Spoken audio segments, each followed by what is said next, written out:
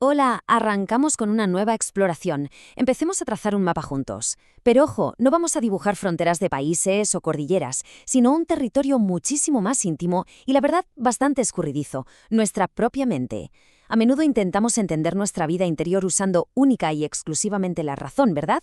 Buscando explicaciones exactas para cada pequeña cosa que sentimos. Pero en este análisis vamos a actuar como guías de lo que llamamos el Atlas de la conciencia. Y nos vamos a centrar en una herramienta fascinante, la resonancia estética. Vamos a descubrir cómo el arte, lejos de ser un simple adorno, es literalmente una brújula vital para navegar por nuestra propia experiencia. Y claro, surge una pregunta clave. ¿Qué pasa cuando la lógica simplemente no da más de sí para explicar lo que sentimos? La lógica es una herramienta brutal, por supuesto, de eso no hay duda. Pero hay un peligro silencioso cuando la convertimos en el juez absoluto de nuestra experiencia. A esto lo llamamos cierre ontológico. Suena complejo, pero básicamente ocurre cuando la mente decide que lo que no se puede medir, etiquetar o explicar lógicamente, bueno, pues no existe o no importa. Al hacer esto, forzamos un orden a base de pura presión y ahogamos el misterio natural de la consciencia. Le exigimos a nuestra experiencia que encaje en cajas perfectas, y cuando no lo hace, el sistema sencillamente colapsa o se vuelve súper rígido. Hay una cita maravillosa que da en el clavo con este problema. Dice así: el mundo no se hace más pequeño, es la mente la que se contrae para que el mundo encaje, afectando la habitabilidad de la experiencia. Es brutal, ¿verdad? Si llevamos un marco puramente racional al extremo, ignoramos por completo cómo vivimos las cosas por dentro. Obligamos a la mente a encogerse para que quepa en su propio modelo explicativo. ¿El resultado? El espacio interior se vuelve un lugar inhabitable. Tendremos mucha coherencia teórica, sí, pero nos quedamos sin margen para respirar. Por eso necesitamos urgentemente otra vía de conocimiento, una que no mutile nuestra experiencia para intentar comprenderla. Vale, pues la respuesta a esta especie de asfixia lógica es lo que llamamos resonancia estética. Y atención, porque no hablamos del arte como un simple entretenimiento para echar el rato un domingo por la tarde. Lo estamos viendo como una epistemología alternativa, es decir, una forma totalmente distinta de conocer el mundo. La belleza, el ritmo, el espacio tienen la increíble capacidad de saltarse ese estricto tribunal racional. Nos revelan cómo funciona nuestra conciencia y, lo que es alucinante, la reorganizan desde dentro, sin necesidad de soltar ni un solo argumento lógico. Pasemos a nuestra primera sección, el arte como un auténtico laboratorio interno. Para entender esto a fondo, pongámonos la bata de investigadores. Pensemos en el arte no como un museo, sino como un laboratorio genuino que desglosa las variables de nuestra mente. Es un entorno súper seguro, donde podemos poner a prueba las dinámicas más complejas de la conciencia, sin que salten nuestros mecanismos de defensa.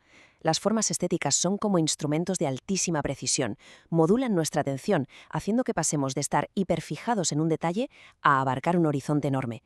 Alteran cómo percibimos el tiempo vivido, cambian nuestro clima emocional, activan símbolos profundos e incluso ablandan esa máscara rígida del yo que todos llevamos puesta. Y lo mejor es que hacen todo esto creando un orden interno, sin recurrir nunca a la presión o a la violencia mental. Y esto nos lleva de lleno a uno de los grandes conflictos de nuestra época. Hay una diferencia abismal entre la estimulación sensorial rápida y la reorganización interna profunda. La primera, la estimulación rápida, es ese ruido constante, ese consumo frenético que secuestra nuestra atención y nos deja una fatiga enorme, un vacío absoluto. La segunda, sin embargo, es el regalo de la verdadera resonancia estética. Nos ofrece amplitud restauradora. Mientras una nos captura y nos exprime, la otra integra nuestras emociones, entrena nuestra presencia y nos devuelve al mundo con una claridad cristalina. Es lo que llamamos un verdadero retorno a nosotros mismos. Hay verdades que no entran por argumento, entran por forma. Detengámonos un segundo a pensar en el peso filosófico de esta frase. Muchas veces, un sermón moral o una charla súper lógica lo único que consiguen es que levantemos muros defensivos. Nos resistimos. Sin embargo, las proporciones de un edificio majestuoso, el compás de una pieza musical o la composición de un cuadro nos pueden enseñar paciencia, humildad y paz de una manera infinitamente más eficaz. La forma organiza nuestra mente antes incluso de que el intelecto tenga la oportunidad de meter baza. Vamos a la sección 2, la música como regulador temporal. Entrando ya en aplicaciones prácticas, nuestra primera parada es la música, pero vista desde una perspectiva fascinante, como un gran regulador. Porque, a ver, el tiempo del reloj rara vez coincide con el tiempo de nuestra mente. Cuando vamos con prisas, el tiempo vuela y nos asfixia. Cuando estamos apáticos, se estanca por completo. El estrés crea una especie de túnel de urgencia donde absolutamente todo es para ayer o de vida o muerte. Pues bien, la música actúa aquí como un potente metrónomo externo. Interviene directamente en el sistema nervioso, se salta la razón y cambia ese régimen temporal de raíz. Saca a la mente de ese túnel frenético y la reajusta a un ritmo mucho más humano, un ritmo donde de verdad se puede respirar. Y esto ilustra de manera brillante cómo podemos transformar algo pasivo, como escuchar música, en una herramienta diaria de regulación interna, siguiendo unos pasos muy concretos. Primero hay que detectar ese colapso interno, esa prisa o desconexión. Segundo, introducimos un pulso musical estabilizador de forma deliberada. El tercer paso es clave. Dejamos que la repetición del patrón musical cree una sensación de seguridad. Nuestro sistema nervioso agradece muchísimo esa previsibilidad. Y por último, dejamos que el ritmo dicte el tiempo del cuerpo. Poco a poco va guiando nuestra respiración hasta disolver por completo la tensión acumulada. Todo esto se apoya en un fenómeno absolutamente maravilloso que es la sincronía. Nuestra conciencia, en el fondo, anhela encontrar ritmos compartidos. Cuando ese pulso externo de la melodía se estabiliza, nuestra respiración interna tiende a acoplarse y a seguirlo casi de forma natural. Esta sincronía coordina la mente y el cuerpo y alinea nuestras capas internas sin exigirnos un control férreo ni una fuerza de voluntad agotadora. Es una vía súper pacífica, nada violenta, para recuperar la calma y sentir que pertenecemos a un flujo mucho mayor. Avanzamos a la sección 3, las artes visuales como pausa diaria. Sigamos con nuestro mapa mental y adentrémonos en otra región vital, la mirada.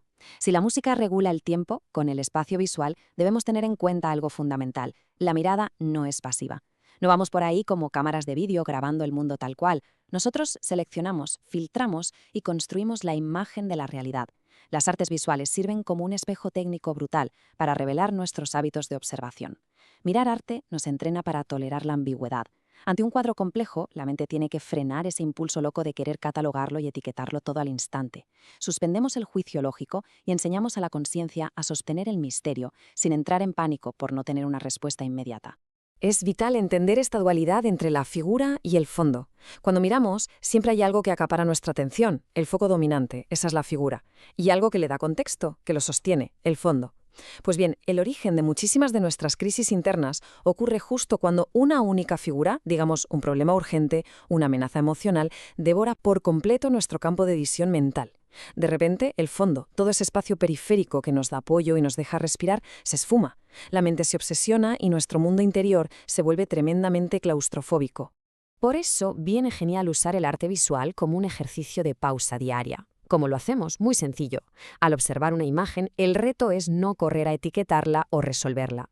Primero, notamos qué elemento nos exige atención inmediata, cuál nos grita que es la figura. Pero luego hacemos el esfuerzo consciente de mover el enfoque de la mente hacia el fondo, hacia los espacios vacíos que rodean a esa figura, y nos dedicamos a descansar en ese contexto ampliado. Al entrenar esto, recuperamos nuestra visión periférica, recuperamos el margen mental necesario para respirar frente a los agobios de cada día. Así que el punto crucial es este. Confundir la figura con la totalidad es el origen de mucha dureza. El arte nos enseña a expandir el contexto sin negar la figura. Una mente habitable y sana no tiene por qué fingir que la crisis, la figura, no está ahí. Para nada, no negamos la realidad. Se trata simplemente de no confundir ese problema puntual con la totalidad del mundo. El arte nos enseña, con una elegancia tremenda, a equilibrar ambas cosas. Podemos observar el dolor o el foco inmediato, pero manteniendo siempre abierta esa periferia que nos sostiene y nos da perspectiva. Y llegamos a nuestra última sección, la número 4, un refugio interior habitable.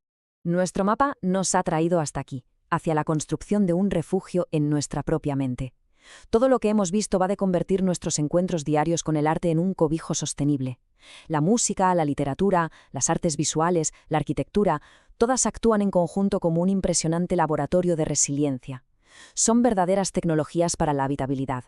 Nos garantizan un camino seguro de vuelta a la calma cuando todo se vuelve caótico. Crean un orden interno sin imponernos reglas rígidas. Nos entrenan en la práctica para tolerar la incertidumbre. Y en el fondo, permiten que nuestra mente sea maleable, que atraviese el dolor o el asombro y cambie de forma sin llegar a romperse jamás. Terminamos esta exploración con una pregunta que ojalá se quede resonando mucho después de hoy. ¿Qué tipo de mundo interior está eligiendo habitar nuestra mente en este preciso momento? Es un reto directo. A partir de ahora, no seamos simples consumidores pasivos de lo que nos rodea.